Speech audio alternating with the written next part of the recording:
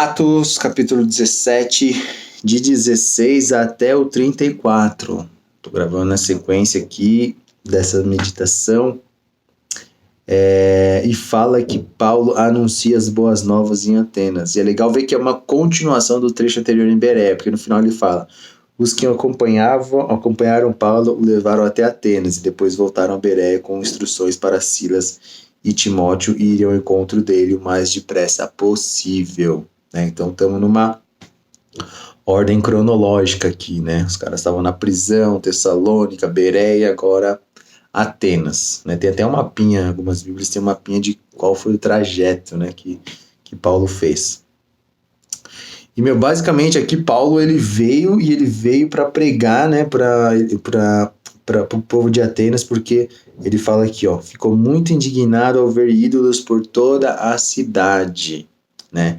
Ele vai na sinagoga confrontar os caras, ele fala de Deus, fala que é um Deus que não é feito de ouro nem de prata, que não é feito por mãos humanas, é um Deus que ressuscitou dos mortos.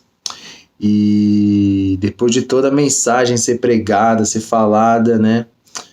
Para mim, o finalzinho aqui ficou no sentido de que, poxa, nós vamos falar de Cristo para muitas pessoas, mas a reação da pessoa, né, como que ela vai receber a mensagem, independe do que a gente faz, né? A gente tem que deixar que o Espírito Santo haja e assim vai haver a conversão ou não, ou uma postergação. Porque olha o que fala aqui a partir do 32 ao 34. Ele fala assim, ó: quando ouviram Paulo falar da ressurreição dos mortos, então, primeira reação, alguns riram com desprezo. Então, muitas vezes a gente vai falar de Deus, a gente vai falar que é crente, que é evangélico, que é cristão, e muitas pessoas vão rir, vão falar que, poxa, você dá dinheiro para a igreja, mantém o pastor, ou sei lá o quê, né? Então, alguns vão rir. Outros, porém, disseram: queremos ouvir mais sobre isso em outra ocasião, né? Alguns vão, poxa, interessante, né? Um cara que morreu pelos meus pecados, hoje eu posso ser livre, eu posso realmente ter a salvação, ter a vida eterna, mas acho que ainda não é a hora. As pessoas às vezes não se sentem preparada ou não está disposta, né, a talvez abrir mão de alguma coisa, né, porque quando você ouve o evangelho, né, a gente realmente tem que abrir mão de vamos dizer assim, de algumas coisas, porque a gente está vivendo uma nova vida, né.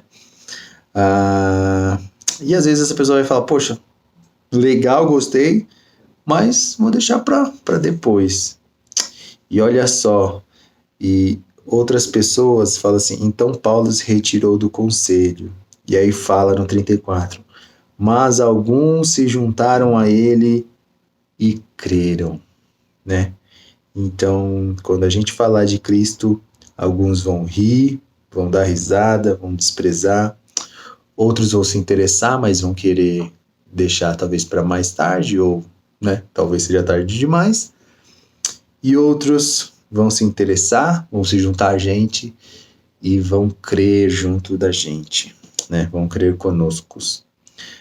E ele fala que completa ainda, né? Entre eles estava Dionísio, membro do conselho, uma mulher chamada Damares e alguns outros, né? Então, que a gente não fique, né, quando a gente for falar de, acho que é uma coisa que para mim isso é muito forte, né, que a gente não fique, tipo, querendo, vamos dizer assim, falar de Jesus para alguém e já saber do resultado. Poxa, não, só vou evangelizar quem se converter, né, quando na verdade não, poxa, até Paulo que era tipo, mano, o cara era zica, né. E ele não convertia todo mundo, né? Quem somos nós para, não nos achando menos, mas, poxa, grandes apóstolos, discípulos de Jesus, não tinham 100% de conversão, né? Se a gente for falar numa linguagem mais corporativa, mas eles falavam de Deus, né? Falavam do Evangelho.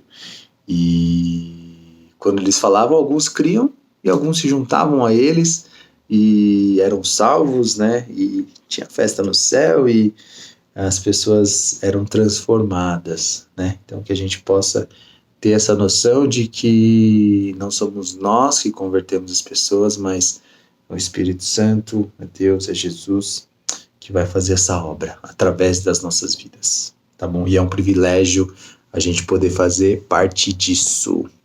Falou? Até isso aí.